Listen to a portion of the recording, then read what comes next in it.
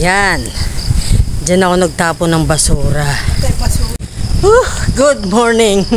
Nagtapon ako ng basura doon kasi yung truck hindi makapasok dito sa loob.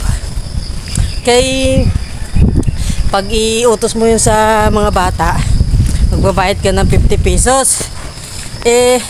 Akin na lang yung 50. Ayun o. Doon yung bahay. Yun, papasok doon. Ganyan. Malapit lang naman. Yan, di ba? Malapit lang yung tapunan ng basura.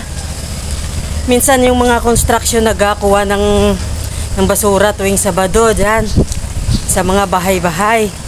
Wala naman sila, walang pasok. Ako na lang nagtapon para may 50 piso din ako, no? Sayang yun. Pang kapi-kapi. Kung pwede nga lang, kung papayag lang yung mga busing ko, ako na manguha ng basura sa bahay-bahay. Kasi ilang bahay yan dito. Bago lang lupa to, bagong gawa lang yung mga bahay dito.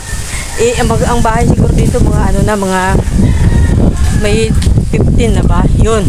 15 na bahay pag 50 yun, ano? Sayang ngayon si ate nagtapon ng basura. Yun.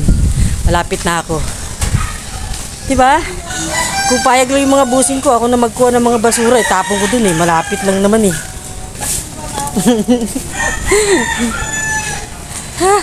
Ayun, nag-talking yung mga yan, purman, yung mga tropa, tropang trompo. Ayan, talking, dito na ako. Ayun yun, dito yung sa aking tahanan ng aking busing. Yan, dyan ako. Ito, yan yun. Masaya nila, no? Okay, andito na ako. Si tata tag-iiyak na. Mayroon pa! Si kuya, tubig. Okay, thank you for watching. Dito na ako.